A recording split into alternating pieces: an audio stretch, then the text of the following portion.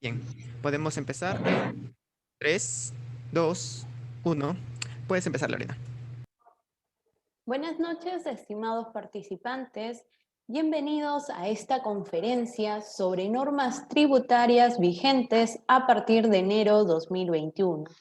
Hoy nos acompaña el doctor Jan Burga Martínez, abogado titulado por la Universidad Nacional Mayor de San Marcos.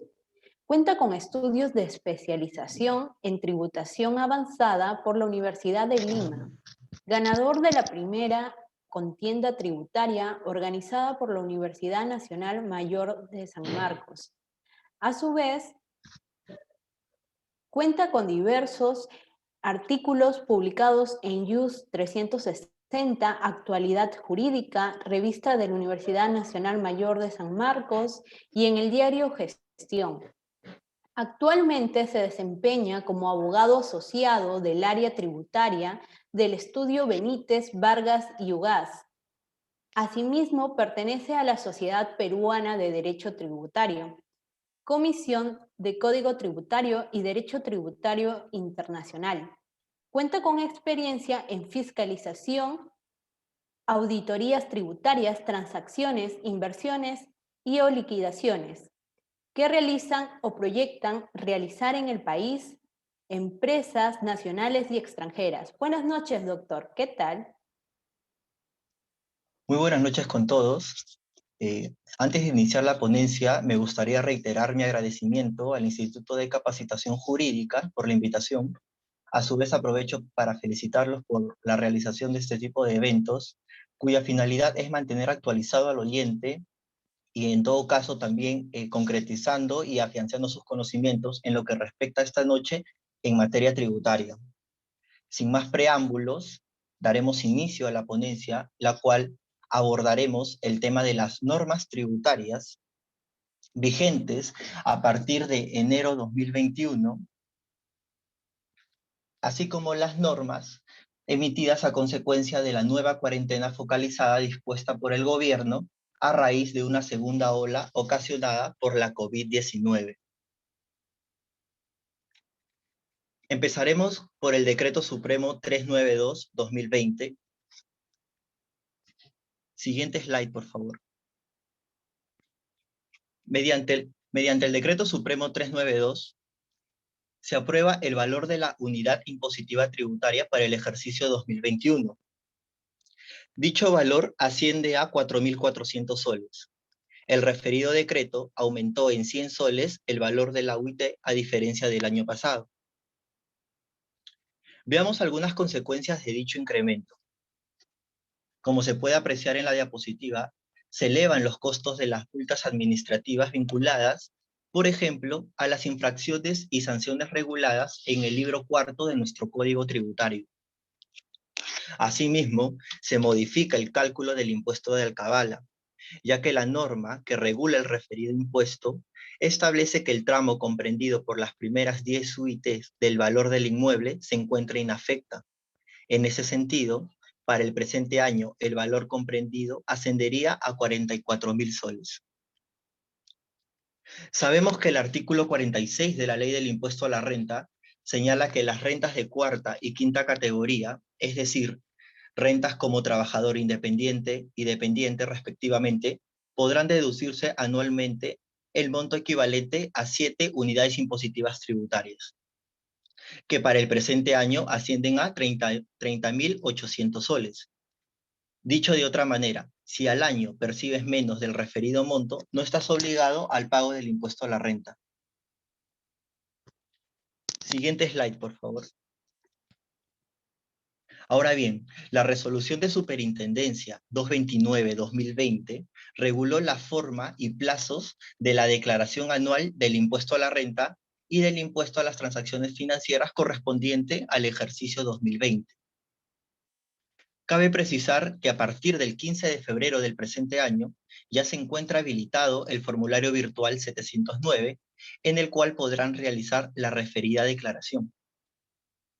Como pueden apreciar en la filmina, el cronograma de vencimiento va desde el 25 de marzo al 12 de abril del presente año. Si bien es cierto, hasta ahora no se publica una norma que prorrogue dicho cronograma de declaración, es muy probable que se haga para cierto universo de contribuyentes si en caso se extendiera la cuarentena, como sucedió el año pasado. Recordemos que el año pasado las declaraciones juradas que se estipulaban que se tenían pensado que iban a ser entre marzo y abril del 2020, se postergaron hasta julio-agosto del 2020. Siguiente slide, por favor. Ahora bien, una de las medidas que se tomó como consecuencia de la reciente cuarentena focalizada fue a través de la resolución 16-2021. En ella se establece que el universo de sujetos que en el ejercicio 2020 hubieran obtenido ingresos netos de tercera categoría de hasta 2.300 UITs, o que hubieran obtenido o percibido rentas distintas a las de tercera categoría que sumadas no superen dicho importe, y a su vez que al 27 de enero del 2021 su domicilio fiscal se ubique en los departamentos clasificados con nivel de alerta extremo o muy alto, se prorrogan las obligaciones tributarias mensuales correspondientes al mes de enero, que en principio vencían en febrero. Quedaron prorrogadas para el mes de marzo del presente año. Como se puede observar en la diapositiva, vemos que las obligaciones tributarias del mes de enero para estos contribuyentes vencían entre el 12 y el 22 de febrero. Ahora, dichas obligaciones vencerán entre el 12 de marzo y el 22 de marzo. Esto, si bien es cierto, es una medida para darle cierto respiro, entre comillas, a los contribuyentes. Habría que pensar un poco también en la disposición de la caja que cuentan las compañías, considerando que si en marzo estás obligado ahora a pagar las obligaciones mensuales tributarias del mes de enero, a su vez vence las de febrero, y aunado a ello se suma la declaración jurada del impuesto anual, entonces considero que sería una carga considerable para las compañías, y más aún si cuentas con poca liquidez en la empresa. Siguiente slide, por favor. Asimismo, corrió la misma suerte el cronograma de atraso del registro de compras y ventas correspondiente al mes de enero, que como ven en la filmina empezaba el registro el registro se tenía que presentar, el de enero, correspondiente al mes de enero, se tenía que presentar de febrero. Del 11 de febrero al 19, ahora se ha prorrogado y se puede presentar desde el 11 de marzo hasta el 19 de marzo, según el vencimiento del último dígito del RUC. Siguiente slide, por favor. Ahora bien, el 31 de diciembre del año pasado se publicaron una serie de leyes vinculadas a temas tributarios. Tal es el caso de la Ley 311-04, mediante la cual se dispone de manera excepcional la devolución del impuesto temporal a los activos netos, ITAN, del ejercicio gravable 2020 en un plazo reducido, a fin de mitigar el impacto de la economía nacional a consecuencia de la pandemia. ¿Qué es lo que dispone esta norma? A ver, en este caso la norma establece que la SUNAT efectuará la devolución del ITAN del ejercicio 2020 únicamente mediante abono en cuenta a los contribuyentes que soliciten la devolución de dicho impuesto, en un plazo no mayor a los 30 días hábiles de presentada la solicitud, considerando que la ley predecesora, la ley anterior, habilitaba a los 60 días hábiles de presentada, los 60 días de presentada dicha solicitud. A su vez, se establece que vencido dicho plazo, el solicitante podrá considerar aprobada su solicitud. En este caso, la SUNAT, bajo responsabilidad, efectuará la devolución mediante abono en cuenta.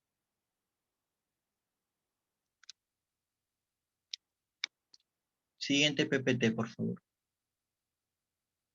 La ley número 311-05 trajo consigo una prórroga que normalmente siempre esperamos. Hablamos de la prórroga hasta el 31 de diciembre del presente año, referente a la vigencia de los beneficios y exoneraciones de IGB aplicables a operaciones contenidas en los apéndices 1 y 2 de la ley del IGB. Asimismo, la citada ley aplica también para la emisión de dinero electrónico, de acuerdo con lo dispuesto en la Ley 29.985, así como la devolución de impuestos que gravan las adquisiciones como donaciones del exterior e importaciones de misiones diplomáticas y otros. Siguiente, por favor. Por su parte, la Ley 311.06 prorrogó las exoneraciones contempladas en el artículo 19 de la Ley del Impuesto a la Renta hasta el 31 de diciembre del 2023. Las referidas exoneraciones van dirigidas a las rentas que las sociedades o instituciones religiosas destinen a la realización de sus fines específicos en el país. Las rentas de fundaciones afectas y de asociaciones sin fines de lucro, cuyo instrumento de constitución comprende exclusivamente alguno o varios de los siguientes fines: beneficencia, asistencia social, educación, cultural, científica, artística, literaria, deportiva, política, gremiales y o de vivienda.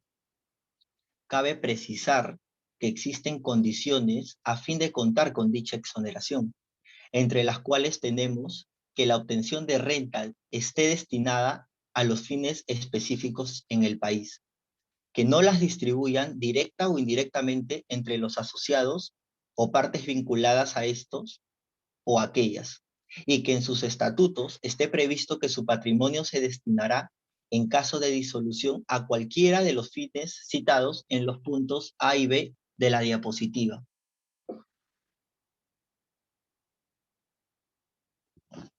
Siguiente slide, por favor.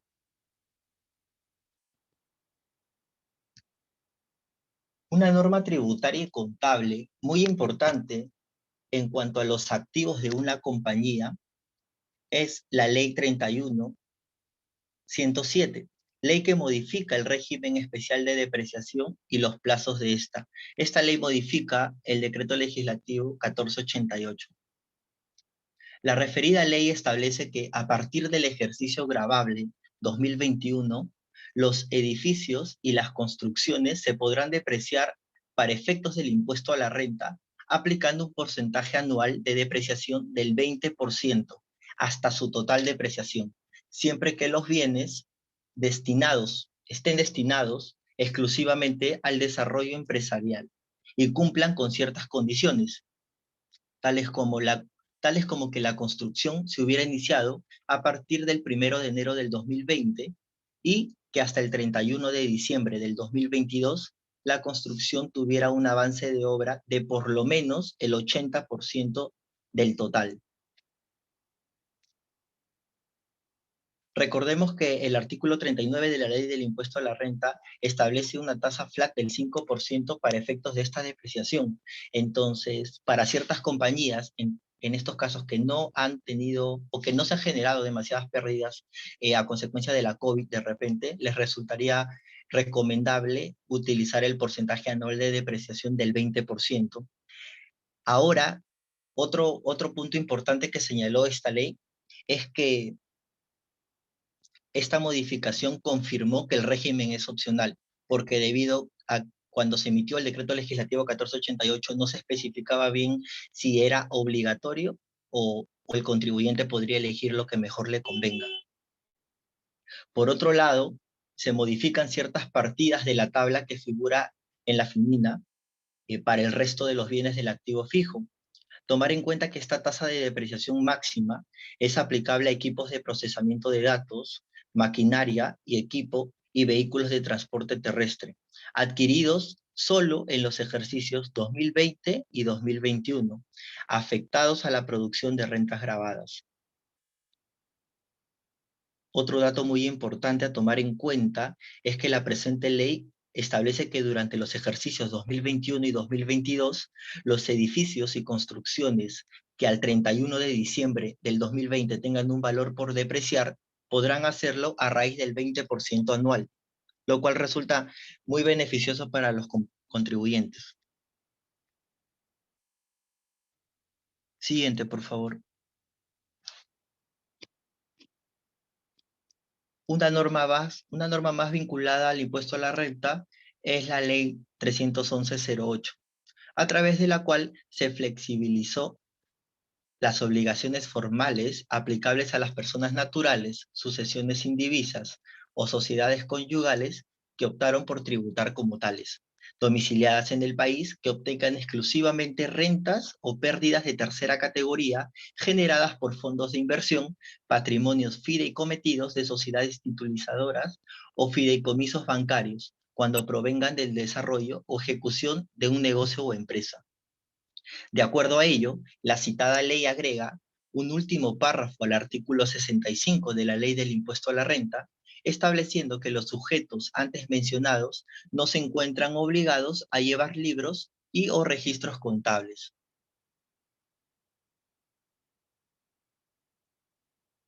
Siguiente slide, por favor.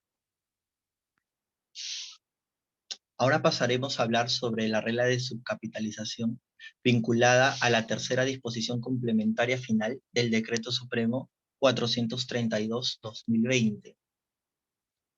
Como sabemos, a partir del 1 de enero del presente año entró en vigencia una modificación al inciso A del artículo 37 de la Ley del Impuesto a la Renta, la cual limita la deducción de gastos por intereses en función al 30% del EBITDA del ejercicio anterior. A modo de antecedentes y para que conozcan de repente un poco mejor el alcance de esta norma que está entrando en vigencia, conocemos que el inciso A del artículo 37 de la LIR señala que a fin de establecer la renta neta de tercera categoría, son deducibles los intereses de deudas y los gastos originados por la constitución, renovación o cancelación de las mismas, siempre que hayan sido contraídas para adquirir bienes o servicios vinculados con la obtención o producción de rentas grabadas en el país o mantener su fuente productora con ciertas limitaciones. En ese sentido, durante los ejercicios 2019 y 2020, el referido inciso incluía la regla según la cual solo eran deducibles los intereses cuando el endeudamiento total del contribuyente no excediera el triple del patrimonio neto correspondiente al cierre del ejercicio anterior. En caso el endeudamiento total del contribuyente excediera el límite antes señalado, solo podían deducirse los intereses que proporcionalmente correspondan a la parte del endeudamiento que se encuentra dentro del límite. Ahora bien, a partir del 1 de enero del presente año, la regla cambia, pues ahora el referido inciso A incluye la regla según la cual los gastos por intereses que excedan los ingresos grabados por estos intereses serán deducibles hasta el límite del 30% del EBITDA del ejercicio anterior, siendo que por EBITDA se debe entender a la renta neta de tercera categoría más los intereses netos, depreciación, justamente la ley que conversábamos con anterioridad, y amortización menos la compensación de pérdidas de ejercicios anteriores. Los gastos por intereses que no puedan deducirse por exceder el límite señalado podrán ser deducidos como gasto en los 4 ejercicios inmediatos siguientes, pero siempre sujeto a la limitación propia de dichos ejercicios. Por último, la tercera disposición complementaria final del Decreto Supremo 432/2020 señaló que para efecto de lo dispuesto en el inciso A del artículo 37 de la LIR, vigente a partir del 1 de enero del 2021, los contribuyentes que se constituyan o inician actividades en el ejercicio consideran el EBITDA de dicho ejercicio. Esta norma lo que sirvió más bien para aclarar un tema que la SUNAT ya había reflejado en algún informe que publicó en julio del año pasado, lo cual lo pueden observar en la filmina, que es el informe 059/2020, en el cual concluía de igual manera de que lo que la norma, el decreto supremo nos da a conocer.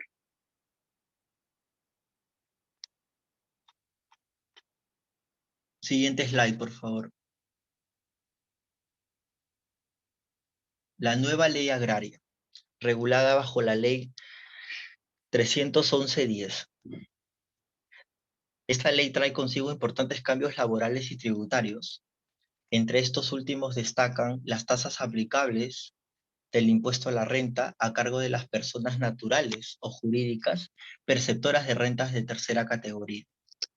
En ese sentido, se establece que para las personas naturales o jurídicas cuyos ingresos netos no superen las 1.700 UITs en el ejercicio gravable, mantendrán una tasa del 15% este año y hasta el 2030.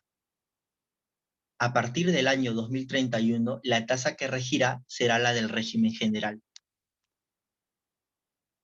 Y como sabemos, la tasa del régimen general actual, no sabemos si se va a mantener hasta el 2031, pero la tasa general del impuesto es el 29.5. Por otro lado, las personas naturales o jurídicas cuyos ingresos netos superen las 1.700 UITs en el ejercicio gravable mantendrán por este año y el 2022 la tasa del 15%. Por los años 2023 y 2024, una tasa del 20%.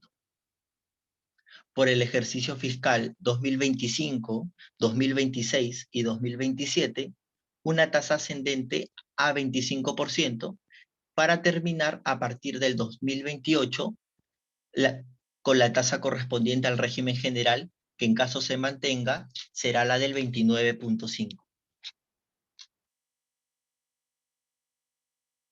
Como beneficios tributarios adicionales, tenemos que para efectos del impuesto a la renta, las personas naturales o jurídicas comprendidas en los alcances de la norma podrán depreciar a razón del 20% anual el monto de las inversiones en obras de infraestructura hidráulica y obras de riego.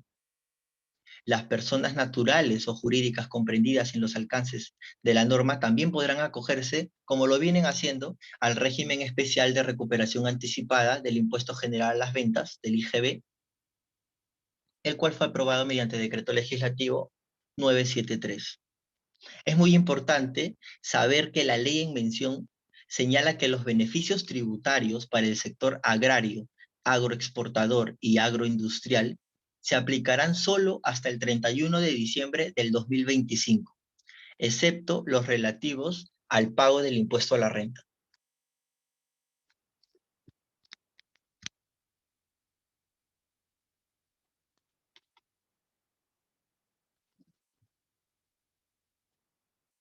Siguiente slide, por favor.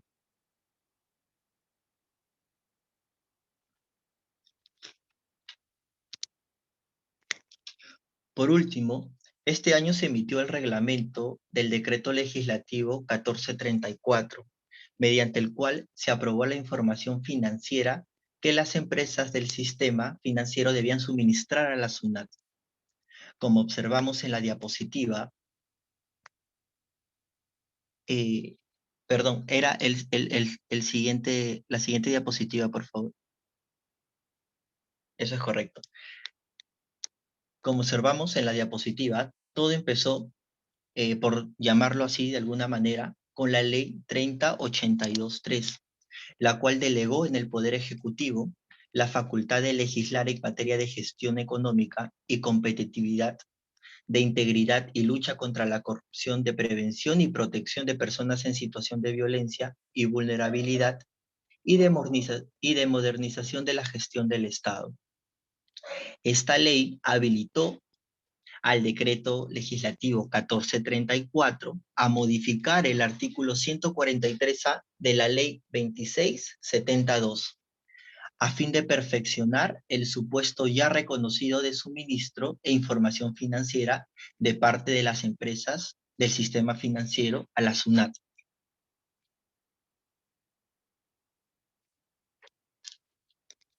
Como consecuencia del decreto en mención, es que se emite el Decreto Supremo 430-2020, mediante el cual se indica la información financiera a proporcionar por las empresas del sistema financiero a la administración tributaria. Hago un breve paréntesis para indicar, de acuerdo al citado decreto, cuáles son las empresas del sistema financiero al que hace referencia la norma. En este caso, cuando nos referimos a empresas del sistema financiero, hacemos alusión a empresas bancarias, a empresas financieras, a cajas municipales de ahorro y crédito, a caja municipal de crédito popular, entidad de desarrollo a la pequeña y microempresa, a cooperativas de ahorro y crédito autorizadas a captar recursos del público, a las cajas rurales de ahorro y de crédito, al Banco de la Nación y por último, a las cooperativas de ahorro y crédito no autorizadas a operar con recursos del público. En ese sentido, las mencionadas empresas quedan obligadas mensualmente a remitir a la SUNAT una declaración informativa. Siguiente slide, por favor, para apreciar lo que la declaración informativa debe contener.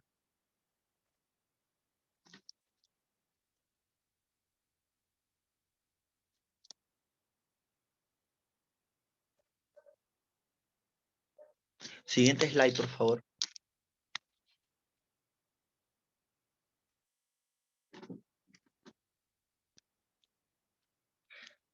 La declaración informativa se deberá contar con los datos de identificación del titular o titulares y los datos de las cuentas.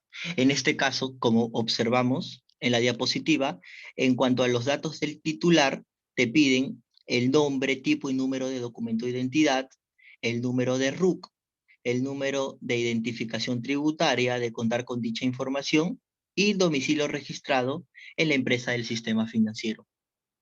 En el caso de entidades, la denominación o razón social, el número de RUC o el número de identificación tributaria de contar con esta información, el domicilio registrado en la empresa del sistema financiero y de corresponder el lugar de constitución o establecimiento.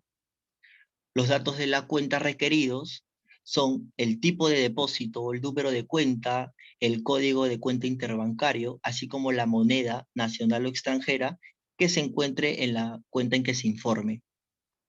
Adicionalmente, se debe informar el tipo de titularidad de la cuenta, ya sea individual o mancomunada. El saldo y o montos acumulados, promedios o montos más altos, y los rendimientos generados en la cuenta durante el periodo que se informe sean iguales o superiores a 10.000 soles. Recordemos que este monto fue modificado mediante el decreto supremo 09 que surgió a mediados de enero, y se subió el monto de 10.000 soles a 7 UITs, que corresponden a 30.800 soles. En ese sentido, en la actualidad, las cuentas a reportar a la SUNAT son aquellas con un saldo y o montos acumulados promedios y rendimientos generados en la cuenta iguales o superiores a 3.800 soles o su equivalente en moneda extranjera. Esta norma, de cierta manera, obliga de repente a los clientes del banco o incita de alguna manera a mantener, por ejemplo, a mantener la documentación que sustente las operaciones para evitar que se establezcan presunciones por incremento patrimonial no justificado. Algunos ejemplos podrían ser celebrar contratos de fecha cierta, contratos de préstamos, donaciones que cumplan con las formalidades debidas, y mantener dicha información en archivos electrónicos. Otra recomendación sería llevar un orden en el movimiento del dinero con sustentos, origen de la cuenta, transferencias a otras cuentas, copia de los vouchers de pago, etc.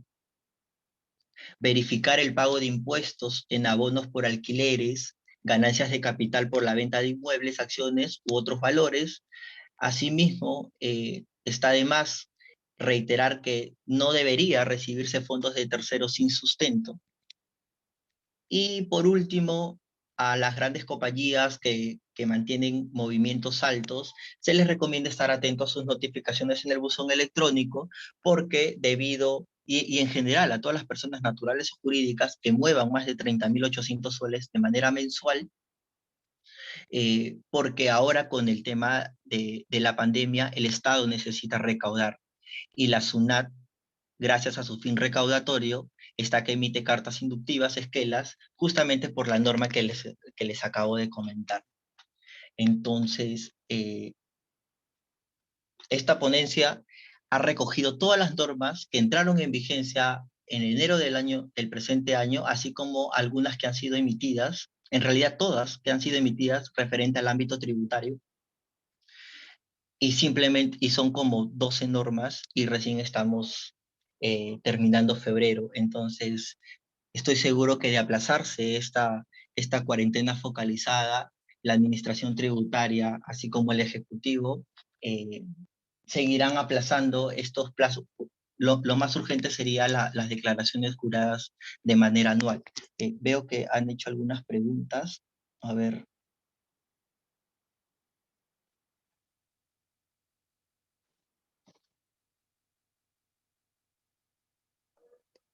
Sí, doctor, ¿me puedo apoyar tal vez con las preguntas?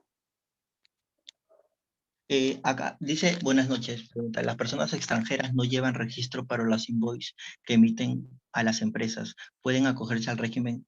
No, lo que pasa es que estos regímenes tienen ciertos, depende del giro de la, o sea, depende del giro de los regímenes. Los regímenes prohíben, por ejemplo, para el régimen especial de renta, de repente, el giro de la empresa no va con, no, no, o sea, no está dentro de lo estipulado en la norma.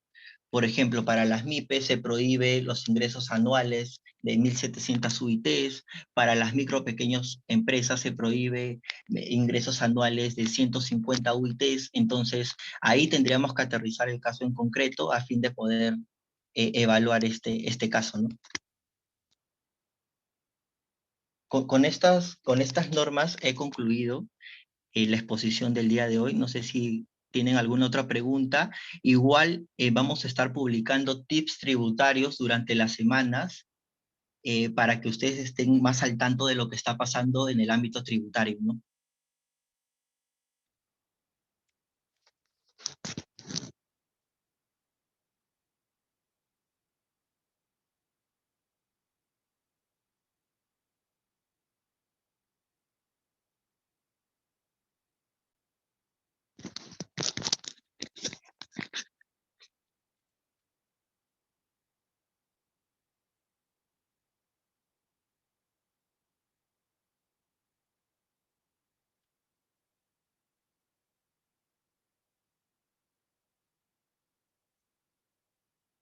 Me parece que ya no hay otra Sí, pregunta.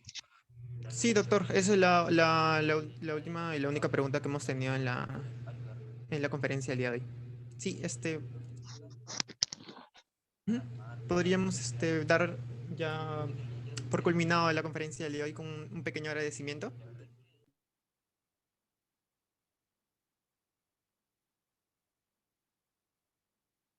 Muchas gracias a todos los oyentes.